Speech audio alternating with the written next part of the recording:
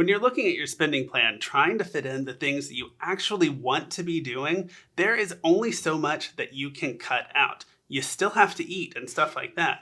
On the other hand, making more money is limitless, and that is what we're talking about today. Hi, I'm Joseph. And I'm Tasha with One Big Happy Life, and we make videos about how to find balance, build wealth, and live happy. Everything that you need to create the life that you want. So if you are all about living life on your own terms, then we make videos just for you. So you should go ahead and subscribe and hit that notification bell so you don't miss a single thing.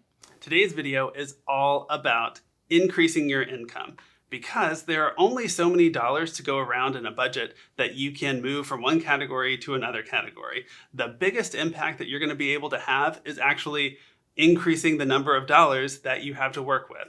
So let's talk about 6 ways that you can increase your income. Number 1, ask for a raise. This is the single greatest step to increasing your income without thinking outside the box or making a greater change in your life. Just go into your boss and say, hey, I've been doing all of these things, put out all of your performance, how well you've been working, how long you've been with the company, and say, I think I should be making more money. And I know a lot of people don't really want to get in there and have that conversation, but like I said, it is the single greatest step to increase your income just like that. Now, if you don't feel like you are currently in a position where you can ask for a raise, then what you can do is go ahead and meet with your boss and say, hey, I'd love to know what I can do in my job right now, where I can grow my expertise to really take me to the next level. And when you put it to them like that, then the conversation doesn't start with money. It's how can I increase the value that I am bringing to the company? What can I do to become a next level employee, right? So then you lay out that action plan with your employer, and then you track it and you say, great, this sounds great. Let's schedule a meeting for 3 months or 4 months or 6 months from now, and we'll talk about the progress that I've made. And so then you bust your butt, you make sure that you're hitting all of those milestones. And then that way, when you meet with your supervisor, you can say, hey, look, I've up-leveled in all these ways and even more. And I think that I've proven my worth to the company, and I'd love to talk about getting a raise. Number 2, you could start a side hustle. So let's say that for whatever you're working on at work, like you've maxed out your salary there, the company is not willing to pay you anymore. And so while you're thinking about what you're going to do there, you could look for other ways to increase your income outside. So let's say maybe you've got a hobby that you occasionally are able to make some income with that. Well, put a little bit more effort into it, maybe you can really increase how much that is bringing in. Yeah, and when it comes to a side hustle, there are so many flexible side hustles that you can do in your spare time. Online businesses are booming, and they're constantly looking for people to take on smaller projects, but they'll end up paying really well. So we have contractors that work for One Big Happy Life that help us with writing, that help us with our social media management, that help us with graphics. Even people have reached out to us about video editing and transcribing. So you can have this side hustle that doesn't have to feel like another job, because you decide when you work and what kind of work you're going to do. Number 3, start a business. So this is the next level of side hustle, where it's not that you want occasional income or you just want that a little bit of flexibility with what you do in your spare time and you want to bring in money there. But this is really full-fledged. I want to make this my full-time job. That is the goal.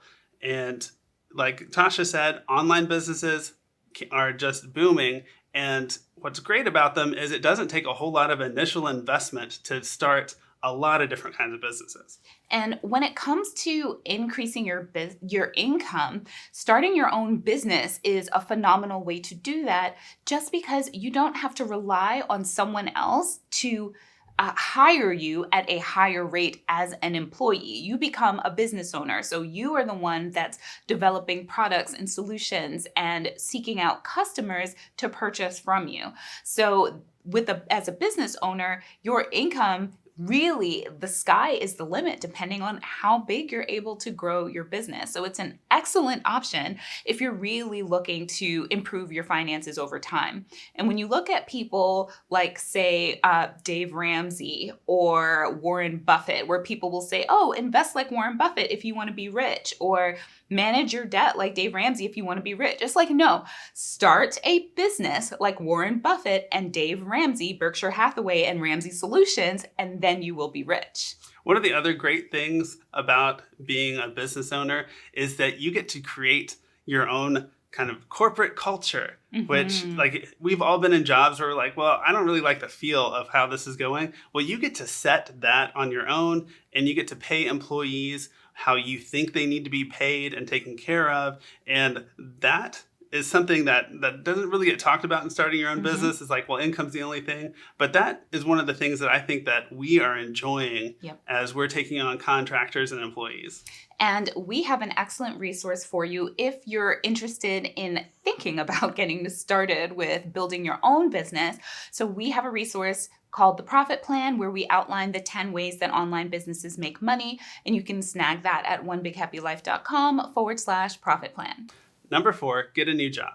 Let's assume that you can't get a raise at work and you're not interested in doing a side hustle or becoming a business owner. That's fine. But what you can do is look around for a new job and do the exact same thing that you're doing now, but for more money. And if you switch jobs, you might be able to get a 10 to 15% raise without doing anything other than changing the employer. That's amazing. Yeah, that's a strategy that Joseph and I have used throughout the years to double our income from where they were before, more than double, from where they were when we first graduated law school to now, 7 and 8 years later, doubling our household income. And we've done that by moving states if necessary. That's a great way, because sometimes if you're just focused on your one city, it may be challenging for you to find that next level job that you're looking for. So we've lived in 3 different states, worked for 5 different employers, 6? Total combined, in order to get those pay raises.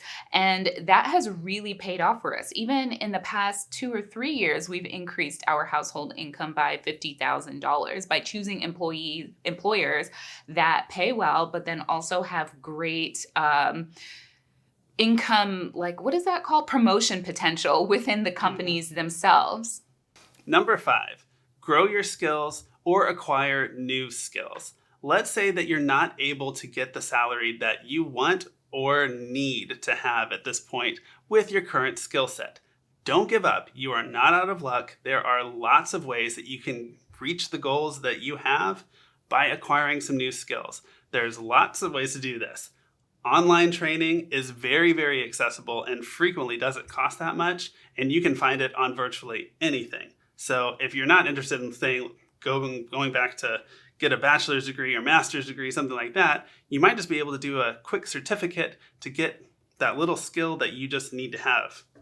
Another thing that you can do is look for on-the-job opportunities to grow your skills, whether it's taking on additional roles of responsibility right now within your current office, or asking your supervisor about doing some cross-training and cross-collaborative work with another office at your current employer. And the way you can spin it to your boss is to say that you're building bridges and relationships between the different departments, which will ultimately help your department grow.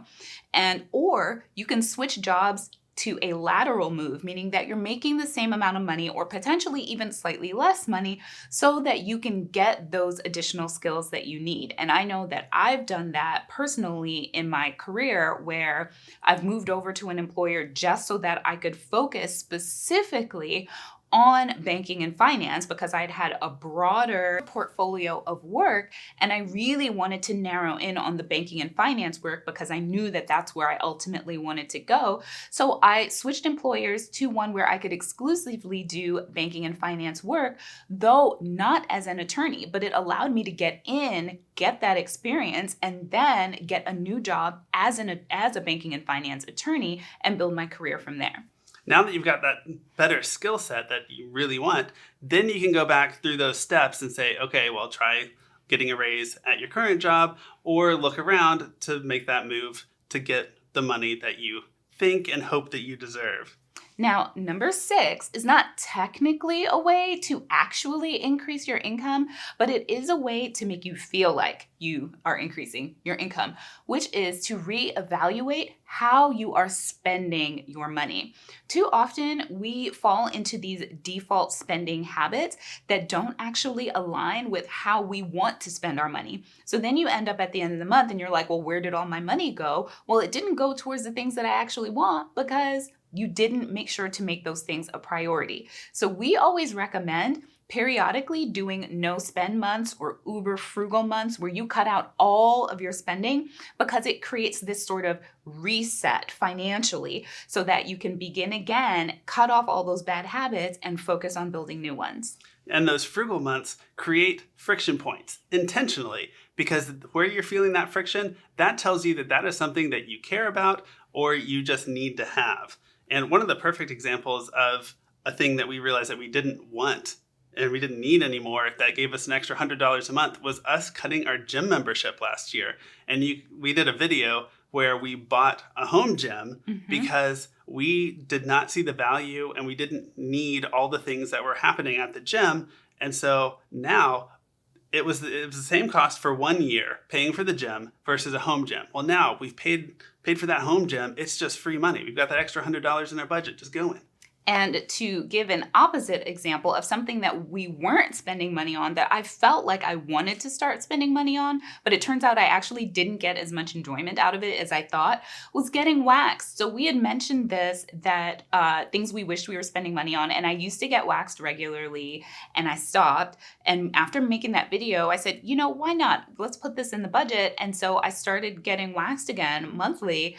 And after 3 months, I'm like, I'm so over this. Like, you know, I actually don't miss it nearly as much as I thought. It was the idea of it that I missed, the ability to go out and do it if I wanted to. And so once I did buy like a pack of waxes, but once that's over, I'm done. And I know that I don't need to go back to that again. Wax on, wax off. All right. We hope that you learn from these 6 things that you can do to earn more money and, you know, build wealth and do more of what you want to be doing. And we'll see you guys next time. Yeah. Bye. No.